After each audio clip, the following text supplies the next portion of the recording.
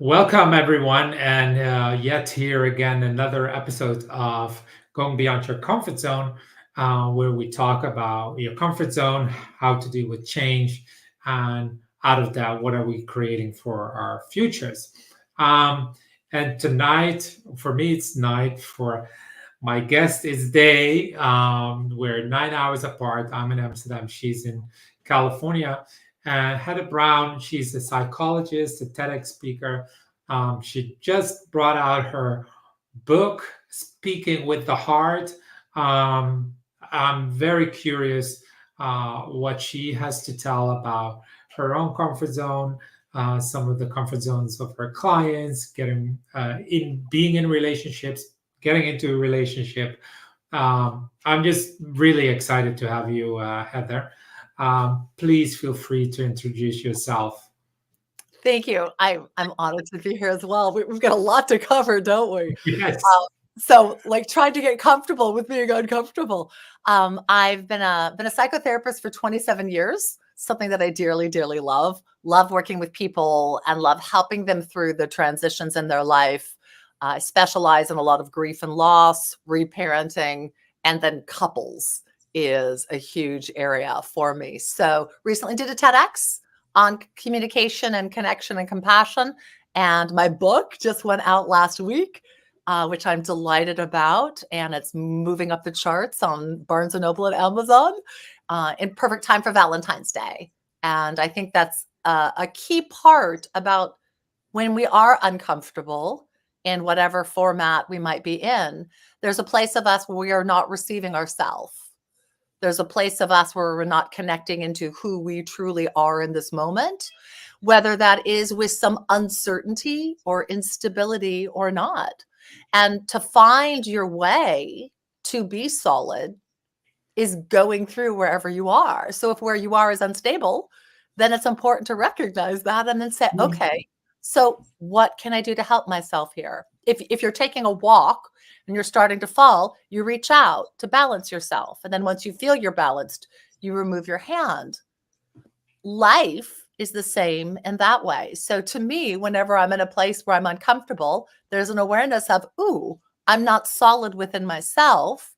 What is it that I need to get myself back into alignment, be it mental, emotional, physical, financial, spiritual, social, what have you?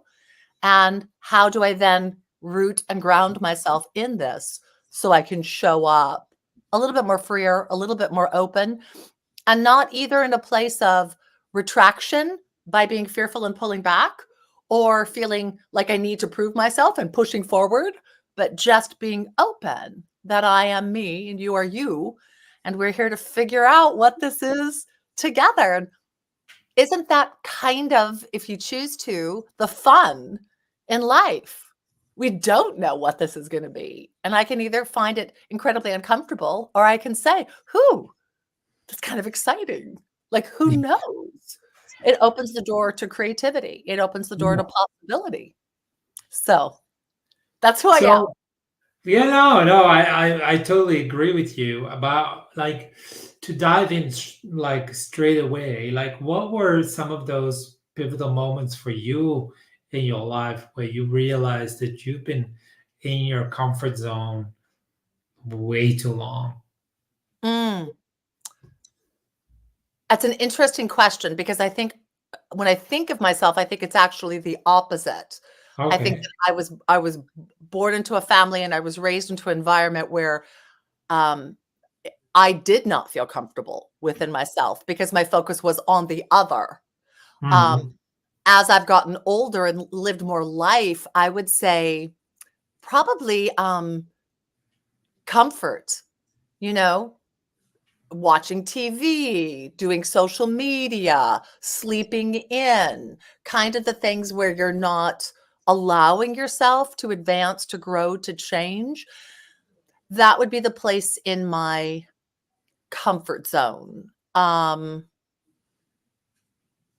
Yeah, holding on to patterns and habits that are a little bit self-indulgent, Hmm. if you will, and probably not putting myself out there as much as I could in situations. I mean, I'm a real big risk taker, but I also know that I feel within myself that there are things that I haven't done that I know, like I haven't traveled the world on my own. Like I've never gotten on a plane to go to a foreign country and spend time in a foreign country without having a connection with someone. I've gone where I'm going to meet up with somebody or I'm going to speak, but never just go to Spain, have a week by yourself. Haven't ever done that. So Okay. that would be something out of my comfort zone. And I know for people in Europe, they do it all the time. And you get Well, like, what? yes. Why would you Huh? not do that? I mean, probably seems so silly to not do that, but not abroad. In the US, I have, but not abroad. Okay. No, I mean it's well, you say that people do that, but there's also a lot of people here that will not travel by themselves to Hmm. go for like a couple of days to anywhere, and I mean, I've done it like a couple of times that I went backpacking by myself to Vietnam, which was like a huge out of my comfort zone kind of thing. I still remember I was uh, I was still drinking back in the days, and I drank so much the night before. I think there was a bit of a like a fear or something. I just got drunk, and I was sitting on in the plane. I was sitting at the airport in Frankfurt. At 11 at night waiting for my flight to go, and I still remember, I was sitting in this plane and I felt so alone, and I was like, why did you think this was a good idea? It's like, really, should you be doing this? And then I arrived in Vietnam, and I went to a hotel for the night that I'd booked, and even there I was like, this is such a bad idea. And and then the next day I started, walking around and going, and I had a great time. I really had a great time. I've never been to Uh, Vietnam, but I hear it's amazing. I hear it's Oh, it's so absolutely amazing. beautiful. It's so beautiful. And then at the end of my trip, I wanted to do this hike, this 3-day hike, and I had gotten this address from this eco-tourist kind of thing. This was like 20 years ago, so ecotourism wasn't that big yet. But so I went there, and then they're like, "Yeah, there's." I was like, "Are there any other people going?" And they're like, "Yeah, there is this couple. They're on a honeymoon. They're going as well." And I'm Oh like, my goodness. So what a different experience for you than for them. "Oh yeah," I was like, I don't like already a story. It's like, "Oh, I'm gonna walk there with these two, like." Crazy in love people. This is like, why is this guy here? And I like all this kind of story, but like, and I'd almost like say like, okay, let them go and I won't go. But then I was like, no, I'm gonna go, and it was so great because they were on a like I don't remember 4, 5, 6 month trip as Nice. their honeymoon, and they were just happy that there was another person. It's like, oh, good, there's someone else. So it What was a just long trip. When I got married, it was 4 days. The longest trip I've ever taken is 14 days in my Okay, entire life. okay, 4 months. yeah, Wow. I mean, what an amazing way to start your life with someone, to really yeah, start absolutely, an adventure with someone, and yeah, also to just be in the place in your life where you could leave your career for that many months and have the bills paid. I know for me, I'm a widow. When my husband died, I had to be back in the office literally 3 days after he died to make certain that I could provide for my kids. And so what a wild thought to take off for 3 to 4 months. yeah. I'll be able to do that. I'll be able to do that. Well, no, maybe I'll be able to do that sooner than I know. But when I retire, but until then, I don't know how I would do that with clients. I wouldn't be able to just say, sorry guys, I'll see you in 3 months. I hope you're okay. Good luck, good luck, good luck with your grieving process. Good luck with your marriage. Hmm. Depends upon the So choices you make in life and what you do. It's interesting. I'm just like, so I'm wondering, and like, I don't know if that was, if I assume, I make an assumption here, when you were like dealing with your own grief about losing your husband, having to talk to your clients about grief. How was that? It was hard. It was very hard, and I did not take on anybody new at that time, um, Okay. for a while because Hmm. I really wasn't. I knew there was so much going on that I did not. I knew I was not going to be quite as sharp as I had been.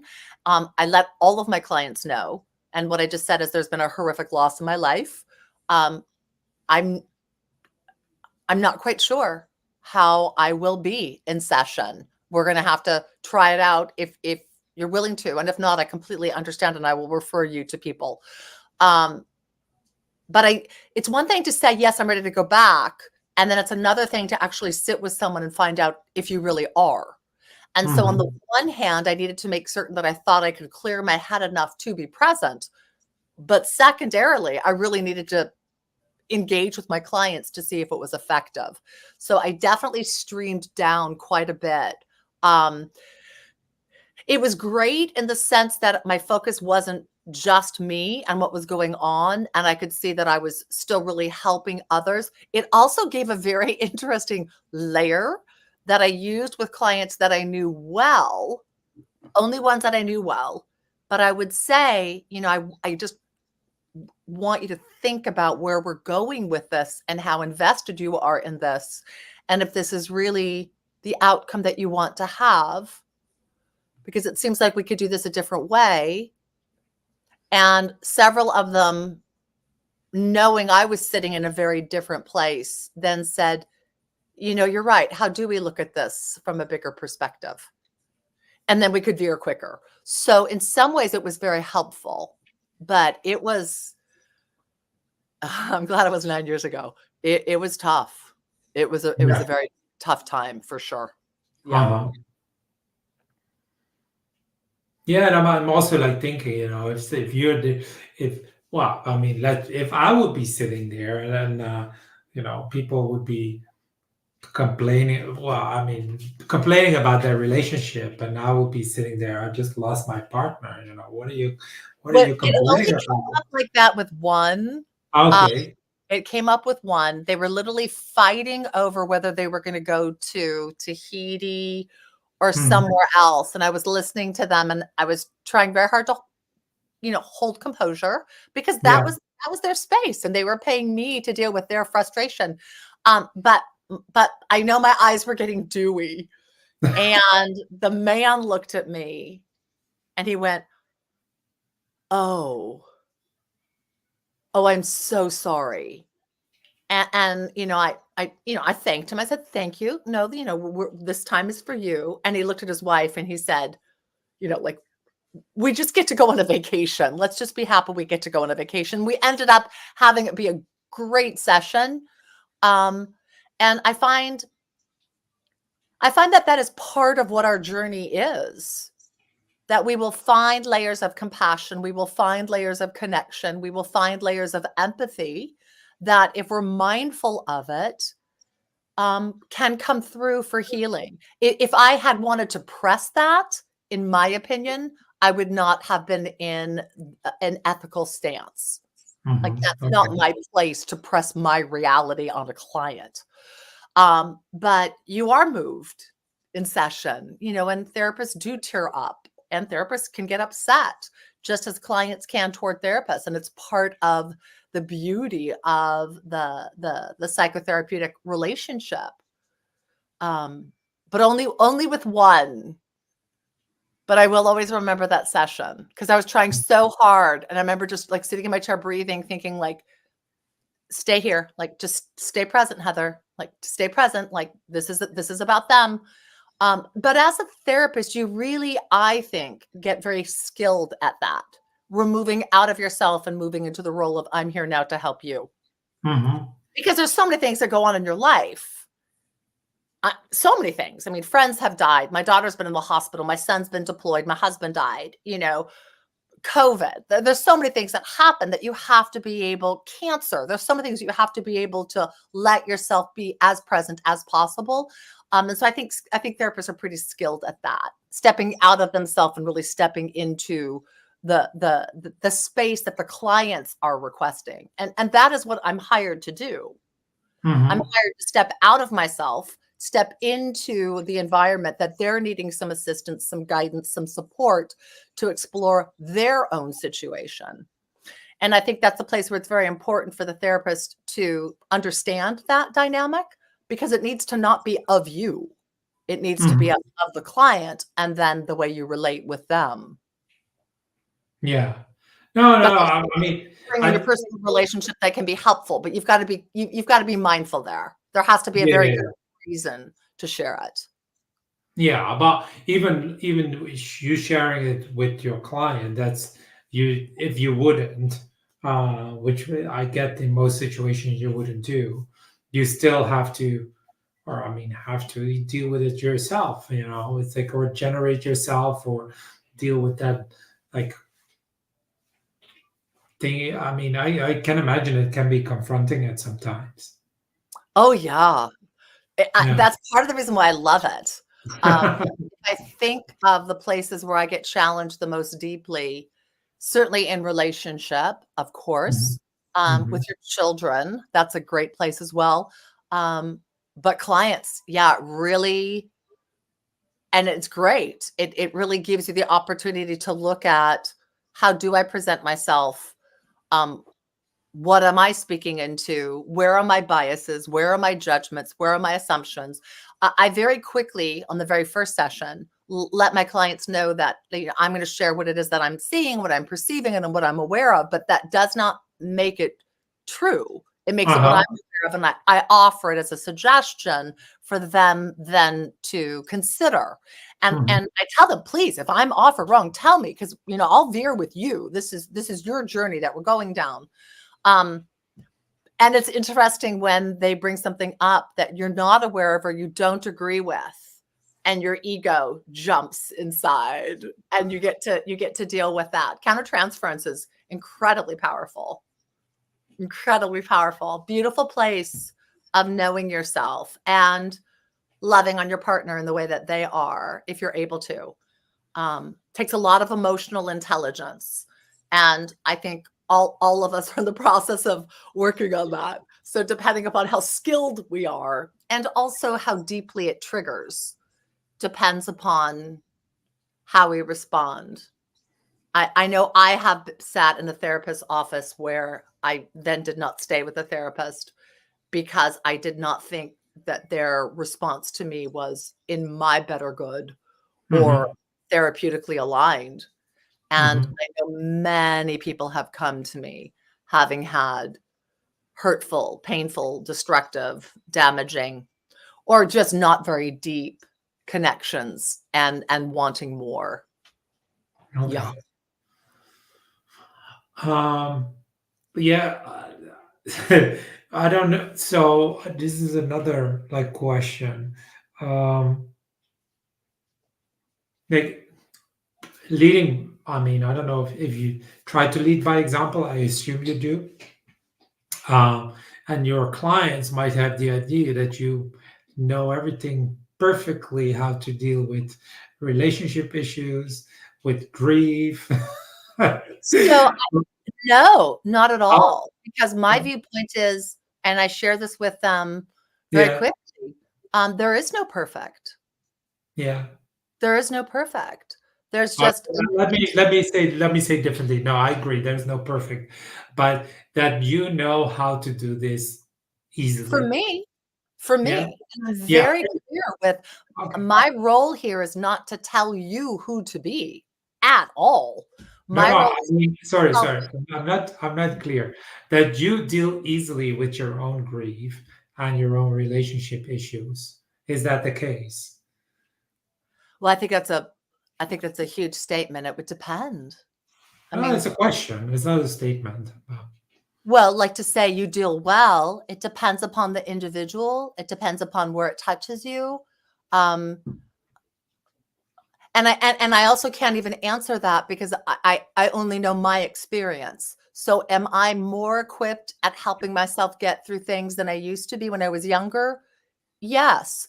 Do I think compared to some people in the world, I handle things a little bit more smoothly or um, process more?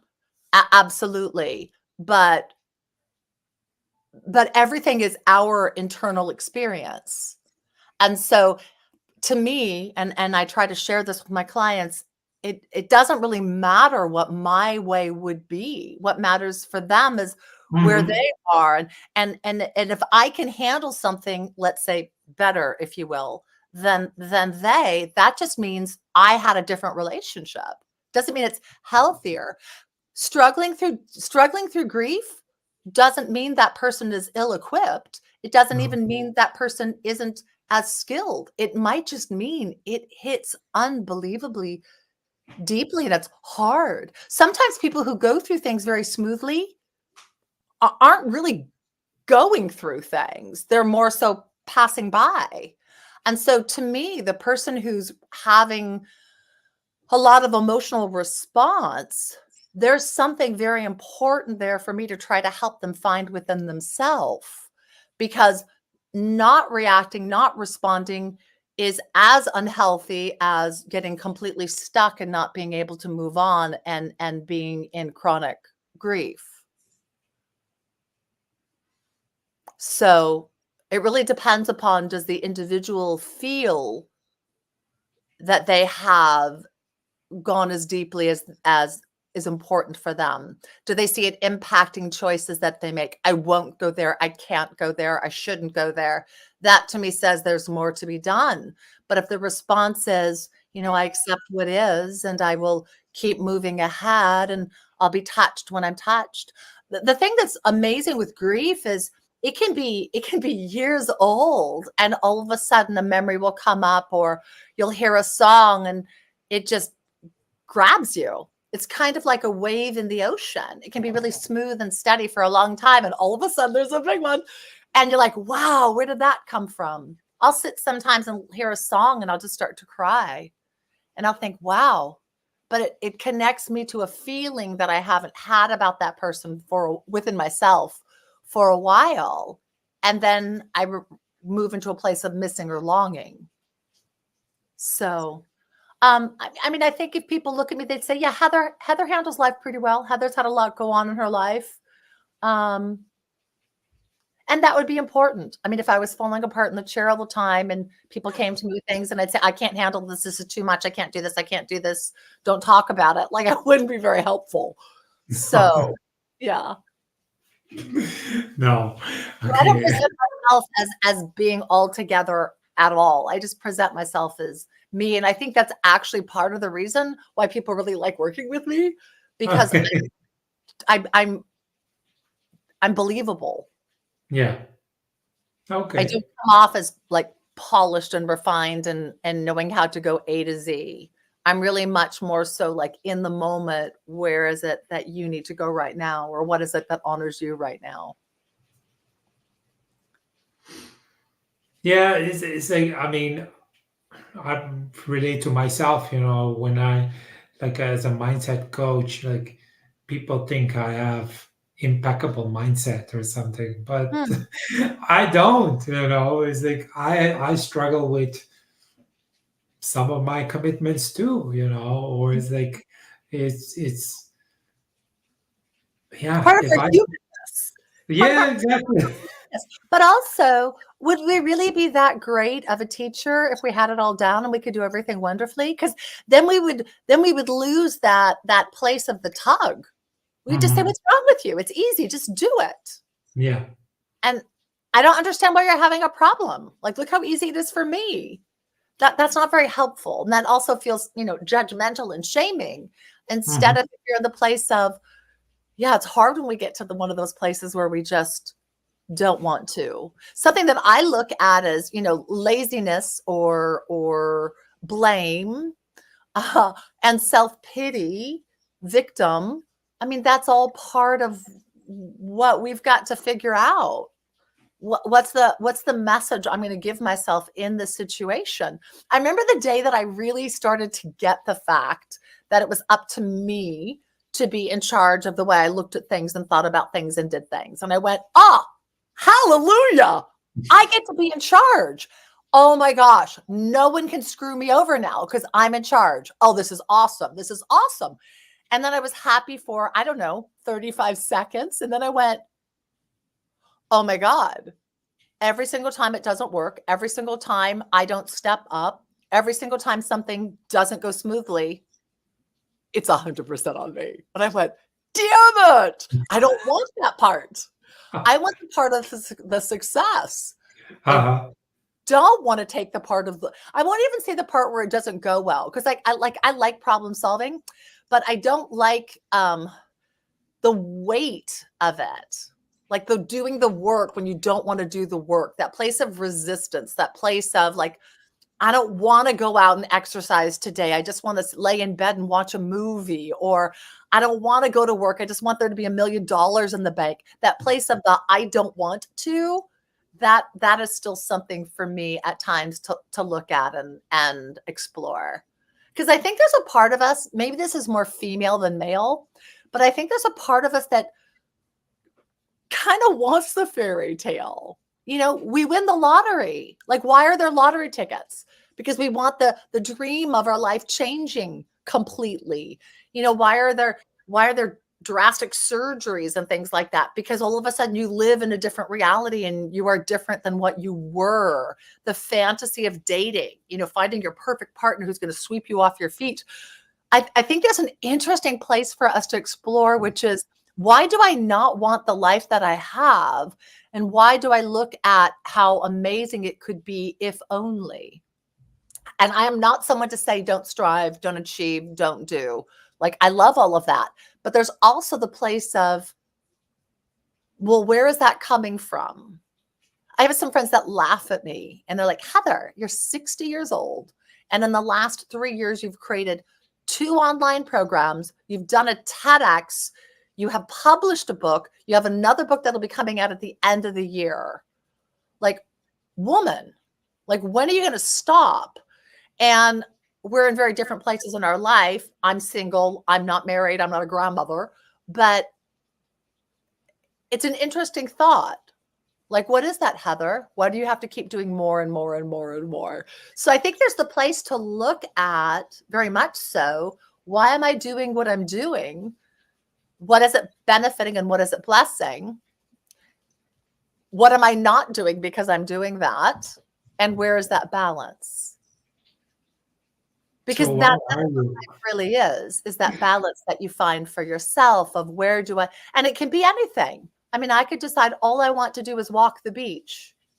That's all I want to do. And I could walk out of my life and, you know, just give everything away and just walk the beach. And as long as I was happy within that, that's absolutely fine.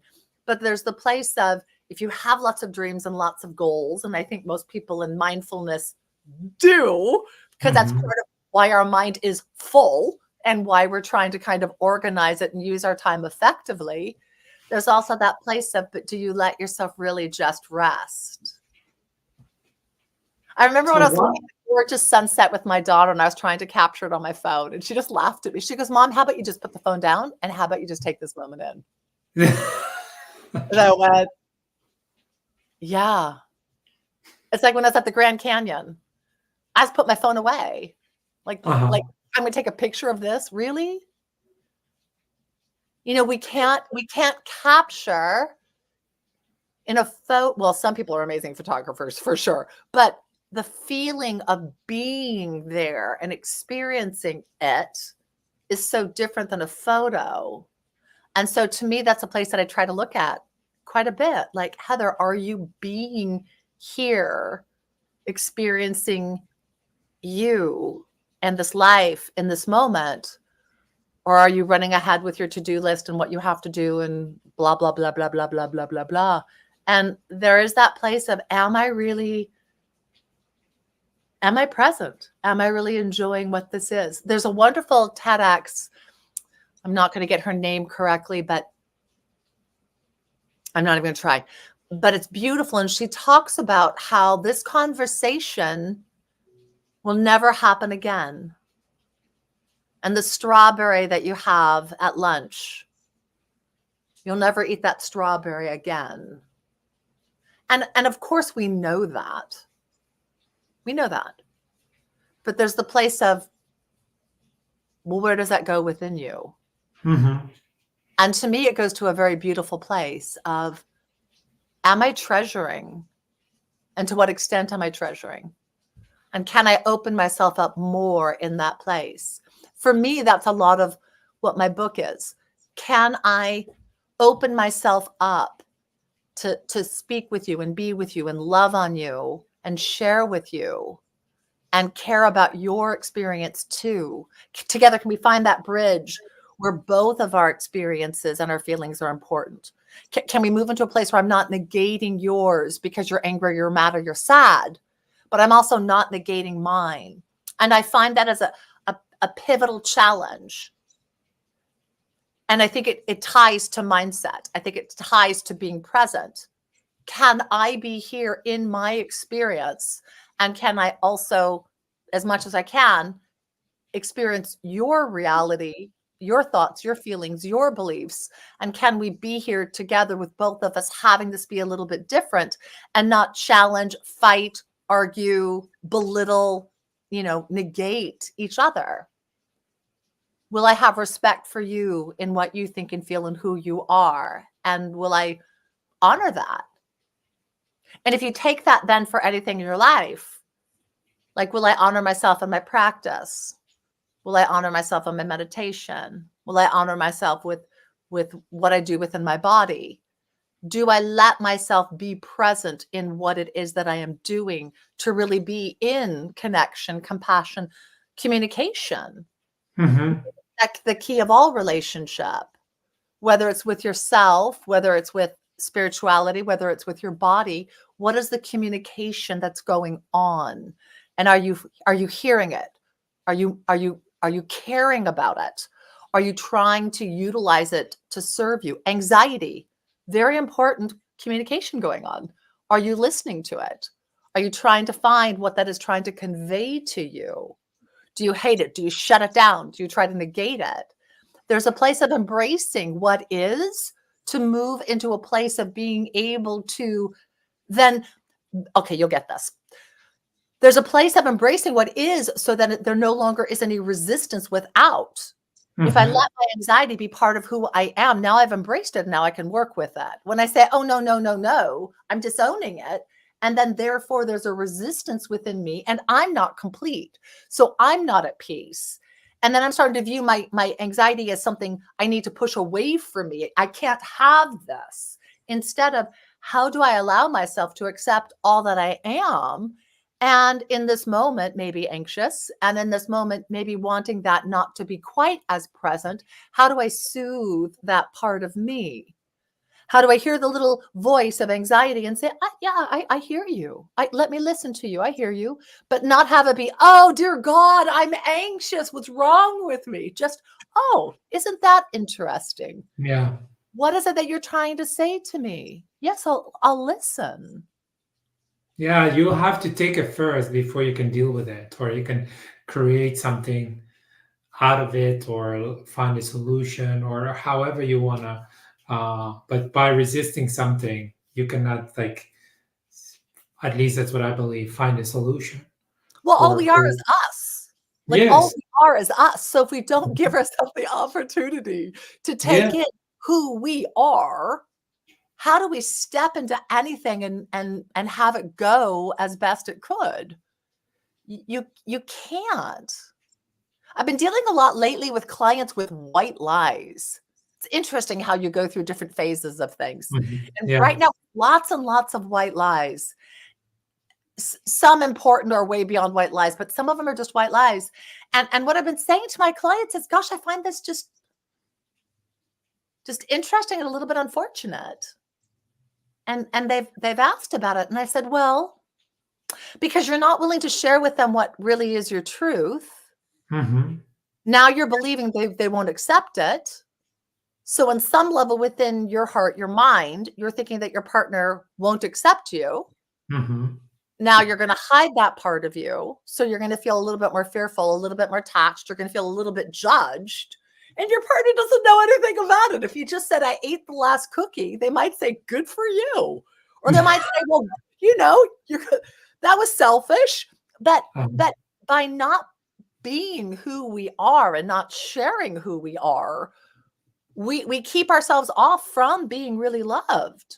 And then on the person who's hiding, you go to the place of, I don't really know if you love me because I haven't really told you who I am. And then the person who's trying to love the person, they don't understand why that person doesn't feel safe with them and doesn't trust them. Like, I love you. Like, yeah, but if only you knew. And so we create this split. But what's interesting, this is interesting. We create the split within ourself, which then creates a split with the other. Oh, yeah, absolutely. Because I won't own it in me. Now I go out into the world not owning it. Whereas if I would just own it with me, then the world's going to reveal to me, you're going to love me completely. Oh my God, isn't that often? You're not going to, and you don't want me in your life. Okay, that hurts. That's unfortunate. However, since this is who I am, if you can't be around, a 60-year-old woman who's a widow, then okay, don't be around that's what I am. So it cleans it up when you allow yourself to really be who it is that at this point you are aware that you are. And then in doing that, then of course you find out more and more and more truths that you didn't know before. Like, oh, I'm also this. Woo! I'm also this. Woo! Yeah. It's kind of So I do want to talk very quickly about the process of your book. Sure. You wrote this book, and you're already writing the next one. What kind of changes did you needed to go through to be able to write this book? Sorry. Oh goodness, there were a lot. The first one was, so I've been a psychotherapist for 27 years. So I don't doubt that I've got good wisdom. And I don't doubt that what I have can help people. I'm very confident there. So I didn't go through that place of like, who am I? And can I even write a book much at all? Because like, I knew I could. For me, it was the discipline of creating the time to do it. And I had been kind of writing my book off and on for years. And then I met with a book coach who literally said to me, when are you writing your book? This sounds like it's a great book. And I said, well, I'll get around to it. I'm doing the TEDx now. And, I'll start in like 6 months or so. And she's wonderful. Her name's Ashley Mansour. And she said, and so that's what's kind of happened for, 6 years. I was like, yeah. And she said, well, where will you be in 6 years? And listening to her, I knew that I really didn't have a good answer. And so she said, Heather, the time is now. And then in her program, what she does is she has you figure out how long your book is going to be, how long it's going to take you to write it, how many words you need to be writing, and then figure out a schedule. And almost all of us within the program said, yeah, no, like I'm just going to write it when I feel so inspired. And she just very graciously said, yeah, it'll never be written. So you're just going to do a schedule. And so we did.